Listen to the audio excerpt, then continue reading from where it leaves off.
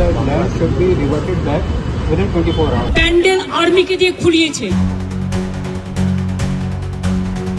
ওখানকার ভূমিপুত্র হিসেবে আমি বলতে চাই, যেমন অনুন্নয়ন, যেমন লোকে কথায় কথায় বলে যে পিছিয়ে পড়া উত্তরবঙ্গ, সেই পিছিয়ে পড়া উত্তরবঙ্গটাকে কিন্তু যদি বেশি দিন পিছিয়ে থাকে,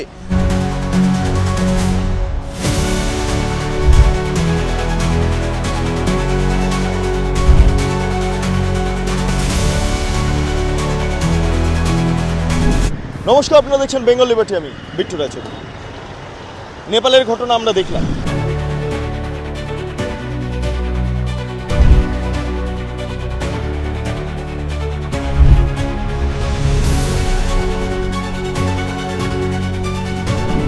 এক বছর আগে বাংলাদেশে কি ঘটেছে সেটাও দেখেছি।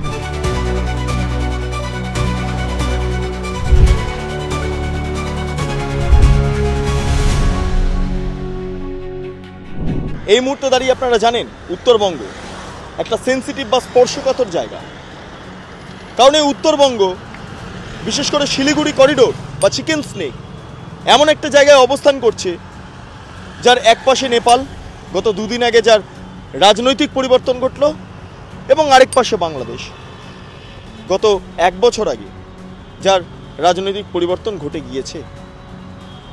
এবং এই চিকেন স্নেকের প্রায় 60 কিলোমিটার রাস্তা, যা এশিয়ান হাইওয়ে, যা জাতীয় সড়ককে কানেক্ট করে তৈরি হয়েছে, এই 60 কিলোমিটার রাস্তা ধরেই মূল ভূখণ্ড অর্থাৎ ভারতের সঙ্গে যুক্ত হচ্ছে নর্থ ইস্টের রাজ্যগুলো। আবার নর্থ ইস্টের রাজ্যগুলো বিভিন্ন দেশ দ্বারা আবদ্ধ। একদিকে বাংলাদেশ, একদিকে আমরা দেখতে পাচ্ছি চায়না, এবং অন্যদিকে মায়ানমার, এবং নিচের দিকে বঙ্গোপসাগর। ফলে চিকেন স্নেকে যদি আক্রমণ ঘটে, কোনো রাজনৈতিক স্বার্থ নিয়ে বহিরাগত শক্তি বা আভ্যন্তরীণ শক্তি যদি আক্রমণ করে বসে, তাহলে কি হতে পারে? তাহলে নর্থ ইস্টটা আলাদা হয়ে যেতে পারে, এমনকি উত্তরবঙ্গ আলাদা হয়ে যেতে পারে। এবং গোদের ওপর বিস্ফোরা, যেটা বলছিলাম, সেটা হয়ে দাঁড়াচ্ছে ইন্টারনাল মিলিট্যান্ট গোষ্ঠীগুলোর দাপট। আভ্যন্তরীণ বিভিন্ন বাহিনী তৈরি হয়েছে বিভিন্ন আন্দোলনকে কেন্দ্র করে। উলফা, অন্যদিকে দাঁড়িয়ে গ্রেটার কোচবিহার আন্দোলন, কামতাপুরি মুভমেন্ট, তরাই ডুয়ার্স মুভমেন্ট, গোর্খা মুভমেন্ট, উত্তরবঙ্গের নানা মুভমেন্ট, নানা আদিবাসীদের নানা আন্দোলন চলছে। এবং এর অন্যতম কারণ কি জানেন? এ রাজ্যের অনুন্নয়ন। উত্তরবঙ্গের বিধায়করা একাধিকবার তারা দাবি করেছেন উত্তরবঙ্গ আলাদা স্টেট হোক বা ইউটি অর্থাৎ কেন্দ্রশাসিত অঞ্চল হোক, কারণ উত্তরবঙ্গে কোনো উন্নয়ন হয়নি। এইমস উত্তরবঙ্গে হয়নি, ভালো হাসপাতাল নেই। উত্তরবঙ্গের কোনো প্রবলেম হলে সেটা কলকাতায় চলে আসছেন মানুষজন, কারণ উত্তরবঙ্গে সেই পরিষেবা নেই, ভালো বিদ্যালয় নেই, বিশ্ববিদ্যালয় নেই। উত্তরবঙ্গ দীর্ঘদিন ধরে অনুন্নয়নের শিকার, এবং এই অনুন্নয়নকে সামনে রেখে নানাভাবে নানা গোষ্ঠী তারা রাজনৈতিক আন্দোলন গড়ে তুলছে, যা পশ্চিমবঙ্গের আভ্যন্তরীণ রাজনীতির ক্ষেত্রে যতটা সংকটপূর্ণ, ঠিক একই সঙ্গে এই যেই স্পর্শকাতর আবহ তৈরি হয়েছে সেটার ক্ষেত্রে দাঁড়িয়েও আজকের দিনে আমরা দেখতে পাচ্ছি যদি গোর্খা মুভমেন্ট বা কামতাপুরি মুভমেন্ট এগুলো অব্যাহত থাকে, তাহলে আভ্যন্তরীণ উত্তরবঙ্গের রাজনীতি উত্তপ্ত হয়ে যাবে। কারণ ইতিমধ্যে তারা উত্তরবঙ্গ ভাগের পক্ষে সওয়াল করছে। এই পরিস্থিতিটা কি আপনারা কিভাবে দেখছেন? যদি অনুন্নয়নের বিষয়কে সামনে রেখে উত্তরবঙ্গে আলাদা আলাদা রাজ্য, ইউটি, এই সমস্ত দাবিগুলো উঠতে থাকে, তার পাশাপাশি একদিকে বাংলাদেশ, অন্যদিকে নেপাল অভ্যুত্থান হয়ে গিয়েছে, মাঝখান দিয়ে শিলিগুড়ি করিডোর। আবার আমরা যদি নর্থ ইস্টের দিকে ঢুকি, যেটা শিলিগুড়ি করিডোরের মাধ্যমে কানেক্ট হচ্ছে মূল ভারতের সঙ্গে, সেই নর্থ ইস্টের রাজ্যগুলোর অবস্থাও খুব একটা ভালো নয়। সেখানে অনুন্নয়ন দেখা দিচ্ছে। সেখানে মানুষজন বলছেন, সেখানে মিলিট্যান্টরা বলছেন তারা অনুন্নয়নের শিকার, তাই তারাও পৃথক রাজ্য, পৃথক রাষ্ট্রের দাবি করছে। এবং সেখানে ইনফ্লুয়েন্স করছে ওপরে চায়না, এপাশে মায়ানমার, অন্যদিকে আবার বাংলাদেশও। এই কাঠামো, এই যা পরিস্থিতি দানা বেঁধেছে, তাতে করে একটা বিষয় স্পষ্ট, পশ্চিমবঙ্গের হাওয়া ভালো নয়। উত্তরবঙ্গের উন্নয়ন সবার আগে প্রায়োরিটি দিতে হবে। আজকে উত্তরবঙ্গ সেন্সিটিভ অংশে বসবাস করছে, সেন্সিটিভ অংশে দাঁড়িয়ে আছে, চিকেন স্নেক সেন্সিটিভ জায়গায় দাঁড়িয়ে আছে। সেখানে উত্তরবঙ্গের অনুন্নয়নের বিষয়কে সামনে রেখে যদি নতুন কোনো আন্দোলন আবার এ রাজ্যের আভ্যন্তরীণ ক্ষেত্রে হতে থাকে, তাহলে পরিস্থিতি হাতের বাইরে যেতে পারে, এমনটা আশঙ্কা প্রকাশ করছেন সেনাপ্রধানরা, প্রাক্তন সেনাকর্তারা। আমি এক সেনাকর্তার সঙ্গে কথা বলছিলাম, সরাসরি তিনি কি বলছেন আপনারা শুনেন। প্রাক্তন নৌসেনা আধিকারিক নীলাঞ্জন দাম এই মুহূর্তে আমার সঙ্গে রয়েছেন। নীলাঞ্জন বাবু, একটা বিষয় খুব ইম্পর্টেন্ট, যে চিকেন স্নেক এমন একটা জায়গায় অবস্থান করছে যেখানে আমরা নেপাল দেখতে পাচ্ছি, আমরা বাংলাদেশ দেখতে পাচ্ছি, ঠিক তার মাঝখান থেকে 60 কিলোমিটার একটা রাস্তা, এশিয়ান হাইওয়ে পড়ছে, ন্যাশনাল হাইওয়ে পড়ছে। এইটা যদি দখল হয়ে যায় বা এইটা যদি কোনোভাবে এফেক্টেড হয়, নর্থ ইস্ট পুরোপুরি আলাদা হয়ে যাবে। আবার north east China, Myanmar, Bangladesh দ্বারা সম্পূর্ণভাবে আবদ্ধ। এটাকে আপনি কিভাবে ব্যাখ্যা করবেন এবং কি করা উচিত এই মুহূর্তে ইস্টার্ন কমান্ড বা নরেন্দ্র মোদীর কি করা উচিত মনে করছেন? দেখুন, মূলত যেটা হচ্ছে যে এই চিকেন নেক যেটা, সেটা তো আজ থেকে না, সেটা যখন ভারতবর্ষ স্বাধীন হয়েছে তখন থেকেই আছে। এবং চিকেন নেক যে ভার্নালেবল এরিয়া, সেটা ভারতীয় সেনাবাহিনী, 3টে ফোর্স এবং অন্যান্য যারা সিকিউরিটি এজেন্সিস আছে তারা নিজেরা জানে যে সেটা কতটা ভার্নালেবল এরিয়া। তো সেটার সেফগার্ড করার জন্য যথোপযুক্ত ব্যবস্থা অলরেডি করা আছে। যেরকম আমি বলতে পারি যে এয়ারফোর্সের যে সবথেকে অত্যাধুনিক যে সমস্ত জিনিসই যখনই ইন্ট্রোডিউস করা হয় তার একটা পোর্শন কিন্তু ওখানে, যেটা হাসিমারা বলে এয়ারফোর্স বেস আছে, সেখানে থাকে। তো এখনও অবধি বলা যেতে পারে না যে সেটা আমাদের জন্য খুব একটা আনসেফ এরিয়া তা নয়, কারণ তার জন্য যথেষ্ট প্রিকশনারি মেজার্স নেওয়া আছে। হ্যাঁ, এবার যেটা নতুনভাবে যে নতুন ডেভেলপমেন্টগুলো হচ্ছে, যেমন বাংলাদেশে আনরেস্ট হচ্ছে, নেপালে একটা আনরেস্ট হচ্ছে, যেগুলো হয়তো বর্ডারে ক্রস বর্ডার পোচিং যেটাকে বলে, মানে বর্ডার থেকে আরেক বর্ডারে চলে আসা, সেই জিনিসগুলো এখন হয়তো একটু বেড়ে যাবে এই সময়টাতে, যেহেতু নেপালের সঙ্গে আমরা ওপেন বর্ডার শেয়ার করি, বাংলাদেশের সঙ্গে করি না, বাট নেপালের সঙ্গে আমরা ওপেন বর্ডার শেয়ার করি। ফলে এই মুহূর্তে একটু ওখানে যারা আছেন আর কি, তারা অবশ্যই হাই অ্যালার্টে আছেন। তবে সেই সঙ্গে আমি একটা কথা বলতে চাই, বাই দ্য ওয়ে আমি চ্যানেলে এটাও বলতে চাই যে আমার বাড়ি হলো কুচবিহার। সো সেটা কিন্তু মানে ওই পোর্শনেই পড়ে, চিকেন নেকের পোর্শনেই পড়ে আমার বাড়ি কুচবিহার। তো কোনো একটা জিনিস যখন ভার্নালেবল হয় তখন কিন্তু শুধুমাত্র যে বৈদেশিক শক্তিরা করে তা নয়, যেমন আমরা নেপালে দেখেছি, বাংলাদেশে দেখেছি, ভেতর থেকেও কিন্তু অনেক রকম ইন্ধন হয়। এবার আমাদের সেই চিকেন নেক এরিয়াটায়, যেটা রায়গঞ্জ থেকে শুরু করে যদি আমি বলি up to Siliguri of the chicken neck area এবং তার পার্শ্ববর্তী এরিয়া বা গোটা উত্তরবঙ্গই আমি যদি বলতে চাই, সে গোটা উত্তরবঙ্গ কিন্তু, উত্তরবঙ্গের সাধারণ জনগণও কিন্তু এই চিকেন নেকের সেফগার্ডের জন্য খুব ইম্পর্টেন্ট। কারণ যদি ভেতর থেকে কোনো রকম বিচ্ছিন্নতাবাদী কোনো কিছু যদি স্ফুলিঙ্গও তৈরি হয়, সেটাকে কিন্তু বৈদেশিক শক্তিরা এনকেজ করার চেষ্টা করবে। কারণ সেখানে যদি কোনো রকম একটা আনরেস্ট হয়, সেটা সিভিল আনরেস্ট হোক বা যে কোনো রকমের যদি একটা আনরেস্ট তৈরি হয়, সেটাতে কিন্তু বাইরে থেকে, তখন যেহেতু নেপাল বর্ডার আছে, not even Nepal border, even China border is not far away from that chicken neck. যদি সিকিম থেকে আমি যদি নাথুলা পাস যেতে চাই, it's hardly 6 hour 7 hours drive. Bangladesh তো আছেই।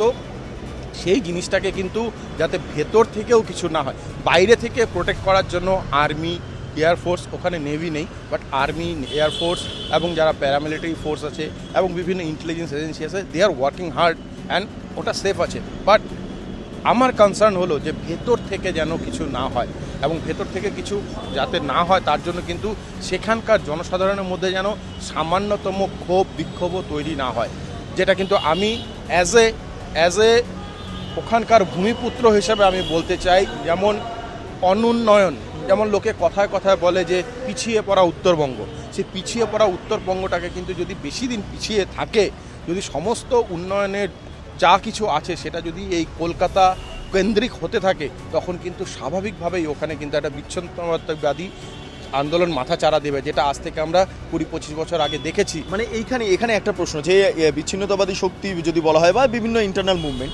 তাহলে আমরা দেখতে পাচ্ছি যে গোর্খা মুভমেন্ট, আমরা দেখতে পাচ্ছি হচ্ছে গ্রেটার কোচবিহার মুভমেন্ট, এই মুভমেন্টগুলো কিন্তু বিরাট বড় ভূমিকা উত্তরবঙ্গের ক্ষেত্রে, যেটা ইন্টারনাল। আর এক্সটার্নালও যদি আমরা দেখি তাহলে তো চায়না আমরা পেয়ে যাব বা অন্যান্য দেশ পেয়ে যাব। ইভেন নর্থ ইস্টের বিভিন্ন জায়গাগুলোতে কাংলেইপাক কমিউনিস্ট পার্টি সহ মণিপুরের আমরা অরুণাচল প্রদেশে বিভিন্ন এমন মিলিট্যান্ট সংগঠন দেখবো যারা চায়না দ্বারা ইনফ্লুয়েন্স হয়ে যাচ্ছে। এটা তো ইন্টারনাল এবং এক্সটার্নাল দুটো মিলে একটা সংঘাতের পরিস্থিতি, মানে টোটাল চিকেন স্নেক এবং তার অধ্যুষিত এলাকাগুলো। আপনি একবার অবশ্যই আমি এটাই বলছিলাম যে যে বাইরের থেকে যে সমস্ত যেমন যেটা আর্মি করছে, যেটা এয়ারফোর্স করছে, বা যেটা তোমার আমাদের বিভিন্ন ইন্টেলিজেন্স এজেন্সি আইবি থেকে যেটা করছে, বিভিন্ন বিদেশ থেকে সেটা অলরেডি সেটা করা হচ্ছে এবং সেটা যথেষ্ট স্ট্রংলি সেটাতে করা হচ্ছে। আমি বললাম যেটা হাসিমারা এয়ারফোর্সকে সমস্ত অত্যাধুনিক এয়ার ইকুইপমেন্ট সেখানটায় আছে এবং আর্মিও ওখানে যথেষ্ট পরিমাণে ডিপ্লয়েড আছে। কিন্তু আমি যে কনসার্নটা আমি বললাম, যেটা তুমিও বললে, যে ভেতর থেকে যেন কোনো রকম কিছু স্ফুলিঙ্গ তৈরি না হয়, সেটা দেখার দায়িত্ব কিন্তু রাজ্য সরকারেরও যথেষ্ট আছে। কারণ বাকিগুলো সমস্ত কেন্দ্র সরকারের অধীনে পড়ে, কিন্তু ভেতরে যাতে কিছু না হয় সেটা দেখার দায়িত্ব কিন্তু রাজ্য সরকারের। যেমন আমি বলছি, যেমন ওই কুচবিহার, আমি বলছি জলপাইগুড়ি, আলিপুরদুয়ার ডিস্ট্রিক্টের যে সমস্ত পিছিয়ে পড়া জনসংখ্যা আছে, পিছিয়ে পড়া লোকজন আছে, বন্ধ চা বাগানগুলো আছে, সেই সমস্ত জায়গায় গিয়ে কিন্তু যারা বাইরে থেকে বৈদেশিক শক্তি, তারা কিন্তু সেখানকার যারা কম শিক্ষিত তাদেরকে কিন্তু ইগনাইট করার চেষ্টা করবে, যেটা আমরা জঙ্গলমহলে দেখেছি। জঙ্গলমহল যতদিন জঙ্গলমহলে উন্নয়ন হয়নি ততদিন কিন্তু জঙ্গলমহলে ভোলা লোকেদেরকে ইগনাইট করে তাদেরকে কিন্তু বিভিন্ন নাশকতায় করা হয়েছে। সেই জিনিসটা কিন্তু আমাদের উত্তরবঙ্গের কিন্তু খুব ভার্নারেবল। যে জিনিসটা আমরা দেখেছি, আমরা নকশাল আন্দোলন দেখেছি, নকশাল বাড়ি থেকে শুরু হয়েছিল, আমরা কামতাপুর দেখেছি, আমরা গোর্খাল্যান্ড দেখেছি, কিন্তু সৌভাগ্যক্রমে কোনোটাই এখনও অবধি দেশ বিরোধী বা দেশের এগেনস্টে খুব বড় কিছু করে উঠতে পারেনি। বাট হু নোস যে কালকেও হবে না। সেই জন্য কিন্তু আমার একটা সবার কাছে এটা আমি একটা আমার আর্জি যে উত্তরবঙ্গের এবং চিকেন নেক এবং পার্শ্ববর্তী এলাকার উন্নয়নের দিকে কিন্তু নজর দেওয়া উচিত। কারণ একটা ছেলে ধরো যে যার একটা পরীক্ষা, একটা রাজ্য ব্যক্তির একটা পরীক্ষা, সেই পরীক্ষা বা ইন্টারভিউ তাকে কলকাতায় আসতে হচ্ছে। একটা উত্তরবঙ্গের দিনহাটার একটা ছেলে বা দিনহাটা বামনহাটের একটা ছেলে বা জলপাইগুড়ি ডিস্ট্রিক্টের হলদিবাড়ির কোনো একটা প্রত্যন্ত গ্রামের ছেলে, তাকে যখন কলকাতায় আসতে হয় প্রতিটি কাজের জন্য, তাকে অলমোস্ট 22 থেকে 24 ঘন্টা জার্নি করে এখানে আসতে হয়। তো সে কিন্তু ফার্স্ট্রেটেড, এবং সেই ফার্স্ট্রেশনটা কারণ সেখানে আমাদের সঠিক রাস্তা নেই। কারণ মাত্র 700-800 কিলোমিটার পশ্চিমবঙ্গে, পুরো ভারতবর্ষে কোথাও তুমি পাবে না যে একটা রাজ্যের একটা কোণা থেকে তার রাজ্যের রাজধানীতে যেতে 24 ঘন্টা সময় লাগে, যেটা শুধুমাত্র এমনকি নর্থ ইস্টে যে প্রত্যন্ত রাজ্যগুলো আছে সেখানেও পাবে না যে একটা রাজ্যের একটা কোণা থেকে তার রাজ্যের রাজধানীতে ক্যাপিটালে যেতে 24 ঘন্টা লাগে, যেটা আমাদের একমাত্র পশ্চিমবঙ্গে আছে। এবং যে সাফারটা আমরা উত্তরবঙ্গের লোকজন, তরাই ডুয়ার্স বা পার্বত্য দার্জিলিং কালিম্পংয়ের লোকজন আমরা সাফার করি, আমাদের অলমোস্ট 24 ঘন্টা লেগে যায় যদি একটা প্রত্যন্ত জায়গা থেকে কলকাতায় আসতে। এই যে একটা ফ্রাস্ট্রেশন, এই যে একটা হতাশা, সেইটা কিন্তু ধীরে ধীরে যদি দানা বাঁধে কখনো, সেটা কিন্তু একটা হতে পারে একটা বিচ্ছিন্নতাবাদী একটা তার ভাবধারায় চলে যেতে পারে। আর সেই জায়গায় কিন্তু বসে আছে বৈদেশিক শক্তিরা, যারা ওকে তখন ইন্ধন জুগিয়ে যাবে, এবং সেই জন্য কিন্তু এই জিনিসটা আরও বেশি ভার্নারেবল হয়ে যাবে। এবং বলতে গেলে চিকেন নেক যে শুধুমাত্র বৈদেশিক দিক থেকেই যে আক্রমণ হতে পারে, আক্রান্ত হতে পারে তা কিন্তু নয়, ভেতর থেকেও কিন্তু বিভিন্ন কিছু ঘটতে পারে। সুতরাং শুধুমাত্র কেন্দ্র সরকার, শুধুমাত্র সিকিউরিটি এজেন্সি বা শুধুমাত্র army, air force, navy, paramilitary force, IB নয়, আমাদের কিন্তু রাজ্য সরকারেরও বা অন্যান্য আরও যারা সংস্থা আছে তাদেরও কিন্তু যথেষ্টভাবে সেখানটার কিন্তু নজর দিতে হবে, যাতে ভেতর থেকেও কিছু না হয়। কারণ একটা সিম্পল একটা ব্যাপার হলো যে যদি চিকেন নেকটা কেটে যায়, পুরো নর্থ ইস্ট বাইরে চলে যায়, এবং পুরো নর্থ ইস্ট সহ 7টা স্টেট সহ উত্তরবঙ্গের একটা পার্ট সহ ছিন্ন ভিন্ন হয়ে যাবে, এবং সেটা কিন্তু প্রচণ্ডভাবে ভারতের স্বাভিমানের প্রতি একটা বড় আঘাত হয়ে আসে। অলরেডি তো এই নর্থ ইস্টের স্টেটগুলো তারা বলছে অনুন্নয়ন হয়েছে, সেই কারণের জন্য তারা ইতিমধ্যে মনেই করে না তারা ভারতের অংশ, মিলিটেন্ট সংস্থাগুলো, সেই কারণে তারা বিচ্ছিন্নতাবাদী আন্দোলনের সঙ্গে যুক্ত হয়েছে, এবং তার উপর এটা তো তাহলে গোদের ওপর বিস্ফোরণ হয়ে দাঁড়াবে। একদমই সেটা হয়ে দাঁড়াবে। বাট সুখের কথা হলো যে এই মুহূর্তে নর্থ ইস্টে একমাত্র মণিপুর বাদে আর কোথাওই এই ব্যাপারটা নেই। কারণ আসাম বলতে গেলে যে আজ থেকে 20 বছর আগে যে আসাম ছিল আলফা দাপট আলফার জন্য হোক এবং অনুন্নয়ন, রাস্তাঘাট নেই, উপার্জন নেই, সেই জায়গা থেকে আসাম এখন ভয়ঙ্করভাবে ডেভেলপ করেছে। মানে আসাম এখন যে কন্ডিশনে আছে, পশ্চিমবঙ্গকে সেই জায়গায় পৌঁছাতে হয়তো আরও 20 বছর লাগবে। আসাম ডেভেলপ হয়ে গেছে, ত্রিপুরা ডেভেলপ হয়ে গেছে, মেঘালয় ডেভেলপ হয়ে গেছে, মিজোরাম ডেভেলপ হয়ে গেছে, অরুণাচল ডেভেলপ হয়ে গেছে। শুধুমাত্র এখন মাত্র মণিপুরটাই একটু আমাদের এখন একটু ক্রাইসিস আছে, বাট সেটাও মানে আগে যেরকম ওরা একটা ভারত বিরোধী ভাব ছিল, এখন কিন্তু মণিপুরের ক্রাইসিসটা সেটা নয়। দুটো জাতি উপজাতির দুটো জাতি উপজাতির মধ্যে নিজস্ব দ্বন্দ্ব, কিন্তু সেটাও খুব শক্ত হাতে দমন করা হচ্ছে এখন, এবং খুব ডিপ্লোম্যাটিক্যালি, এবং মানে সেটাতে মানে ওই আমাদের পরিভাষায় একটা কথা বলে যে গুড কপ ব্যাড কপ, মানে ভালোভাবেও করে এবং শক্ত হাতেও করেও সমস্তভাবে করে সেটা করা হচ্ছে। সুতরাং নর্থ ইস্ট এখন আপাত শান্ত, কিন্তু তার মানে এই নয় যে ভবিষ্যতেও কিছু হবে না। সেই জন্য কিন্তু এই যে উন্নয়নের যে অগ্রগতি, যে উন্নয়ন যে ধারা যেটা, সেটা কিন্তু কন্টিনিউয়াসলি চালিয়ে যেতে হবে। আপনারা শুনলেন প্রাক্তন সেনাকর্তা কি বললেন। ইতিমধ্যে তৃণমূল কংগ্রেসের বিভিন্ন সংগঠনের জন্য একটি মঞ্চ তৈরি করা হয়েছিল মেয়র রোডে। সেই মঞ্চ আর্মি এসে খুলে দেয়। কেন জানেন? তার কারণ হচ্ছে দীর্ঘদিন ধরে মঞ্চটা অবৈধভাবে রেখে দেওয়া হয়েছিল। The land should be reverted back within 24 hours. But you have been taking this care for... No, we have removed our chairs, electricity, everything we have removed. Everything comprises, this structure comprises of your event? This is structure is of your event? Yes. It was happening on Saturday and Sunday only. So, Saturday, Sunday we have given the permission, and for next event when you seek the permission, we'll give it. However, you have to vacate the defense. Kindly realize the practical situation. We realize the practical situation. If we remove the whole thing, so we have to make another. There are 100 events in Madam which are conducted, and they speak for one day. They make the stage and dismantle it in one day. So I request you also acknowledge. সেই কারণের জন্য, এবং যেদিন ঘটনাটি ঘটে সেই দিন মুখ্যমন্ত্রী মমতা বন্দ্যোপাধ্যায় মেয়র রোডে চলে এলেন, এসে বললেন ইন্ডিয়ান আর্মি তাকে ভয় পেয়ে পালিয়ে যাচ্ছেন। প্রায় 200-র মতো আর্মি তারা আমাকে দেখে ছুটে পালাচ্ছিল। আপনারা ভাবুন, এই মুহূর্তে এই ইন্ডিয়ান আর্মিকে দেখে পাকিস্তান পালায়, চায়না পালায়, কিন্তু রাজ্যের মুখ্যমন্ত্রী মমতা বন্দ্যোপাধ্যায়কে দেখে এই ইন্ডিয়ান আর্মি পালিয়ে যাচ্ছে। তার রেশ কাটতে না কাটতে ব্রাত্য বসু শিক্ষামন্ত্রী তিনি বিধানসভায় কি বলছেন, পাকিস্তানের বাহিনীর সঙ্গে 1971 সালের যে বর্বরতা পাকিস্তান বাহিনী দেখিয়েছে তার সঙ্গে এই মঞ্চ খোলার ক্ষেত্রে ভারতীয় বাহিনীর যে ভূমিকা সেটার সঙ্গে তুলনা করছে। এই প্রশ্নটা পরিষ্কার হয়ে গেল। তারা বলল আমরা নিজেদের বাঙালি হিসেবেই চিনব, এবং যার ফলাফল 71 সালে পাকিস্তান আবার দুটুকরো হলো, বাংলাদেশ নামক স্বাধীন রাষ্ট্রের জন্ম হলো। এই যে বড় ইতিহাস স্যার, এই প্রেক্ষাপটে দাঁড়িয়ে আজকের বাংলা ভাষা, আজকের বাঙালি, কালকে স্যার মাননীয় মুখ্যমন্ত্রী যখন সেনাবাহিনী আমাদের আন্দোলন, আমাদের একটি রাজনৈতিক দলের আন্দোলন ভেঙে দিল, ভেঙে সেখানে প্রায় ছাউনি তুলে দিল, আমার 71 সালের 25শে মার্চ মনে পড়ছিল স্যার, যখন বাংলাদেশে ঢাকা শহরে, যখন স্বাধীন দেশে সেনাবাহিনী ঢুকে মানুষদের মধ্যরাতে ঢুকে গুলি করে মারতে শুরু করে। নেতৃত্ব দিয়েছিলেন তৎকালীন সেই দেশের স্বাধীন সর্বাধিনায়ক আমাদের অবিকল, সেইভাবে দাঁড়িয়ে দাঁড়িয়ে যে আন্দোলন করেছেন সেটা ওই বাঙালি।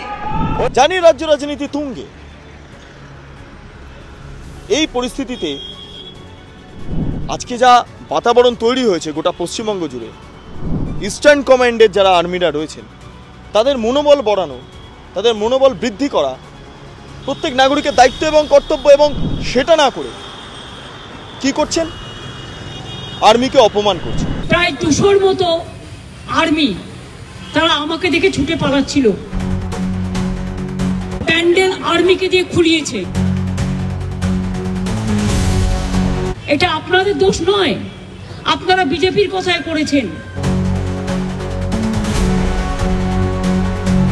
আজকে প্রাক্তন আর্মির কর্তারা তারা মেয়র রোডে এসেছিলেন, বিরোধী দলনেতা শুভেন্দু অধিকারী ছিলেন, এবং মমতা বন্দ্যোপাধ্যায়ের যে ভূমিকা তার তীব্র সমালোচনা করেন প্রত্যেকে।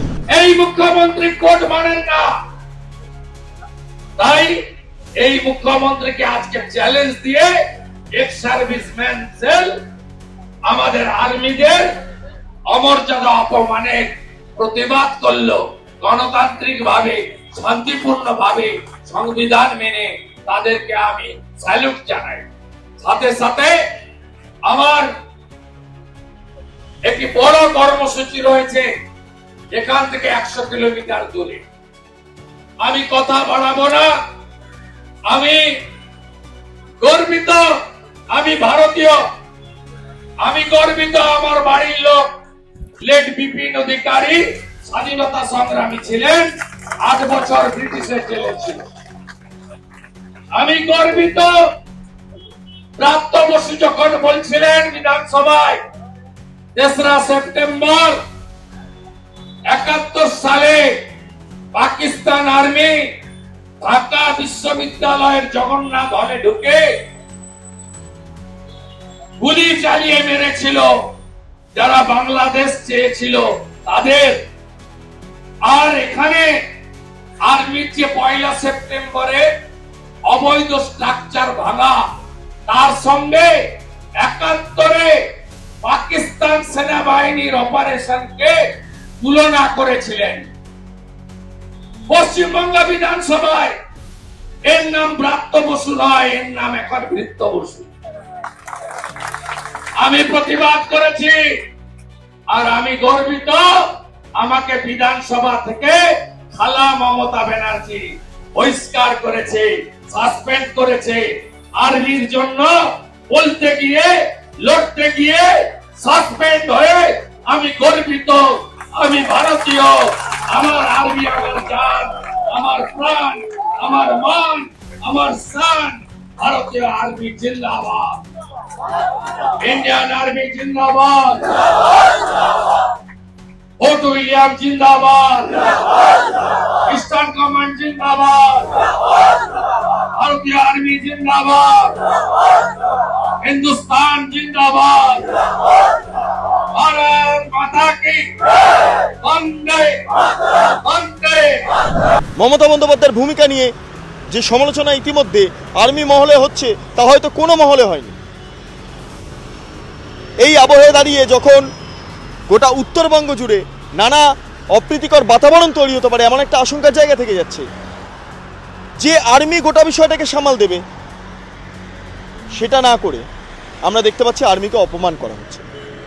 এই মনোভাব কেন রাজ্যের মুখ্যমন্ত্রী মমতা বন্দ্যোপাধ্যায় এবং তৃণমূল সুপ্রিমো? অত্যন্ত ভয়ের বিষয়। আমরা ম্যাপিংয়ের মাধ্যমে গোটা বিষয়টা দেখালাম, আমরা বিভিন্ন ছবি আপনাদের সামনে তুলে ধরছি,